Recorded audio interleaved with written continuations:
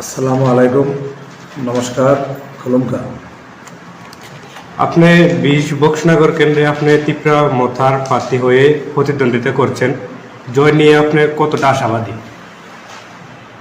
20 বক্সনগর আসন্ন 2023 বিধানসভা নির্বাচনে আমি তিপ্রামথার ক্যান্ডিডেট।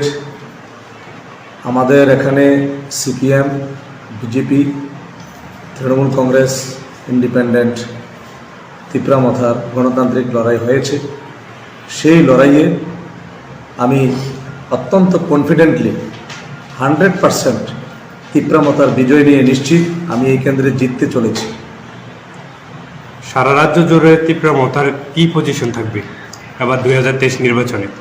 সারা রাজ্যে তিপ্রামথা যেখানে যেখানে আমাদের ক্যান্ডিডেট দেওয়া হচ্ছে, আমি নির্দ্বিধায় বলতে পারি 33টি আসন নিয়ে আমরা একা সরকার গঠন করব। আপনি আপনার নির্বাচনীয় কেন্দ্রে বা রাজ্যে কি বার্তা দিতে চান? আমার নির্বাচনী কেন্দ্রে যেভাবে ভোট অত্যন্ত সুস্থভাবে হয়েছে, ইলেকশনের রেজাল্টের পরেও আমরা 20 বক্সনগর এখানে আমরা সবাই শান্তি সম্প্রীতি বজায় রেখে আগেও চলে এসেছি এবং ইলেকশনের পরেও চলবো ইনশাল্লাহ। আর তার সঙ্গে সঙ্গে ত্রিপুরা রাজ্যে তিপ্রামথার নেতৃত্বে সারা রাজ্যের মধ্যে শান্তি কায়েম হবে, আমি এই প্রত্যাশা রাখি।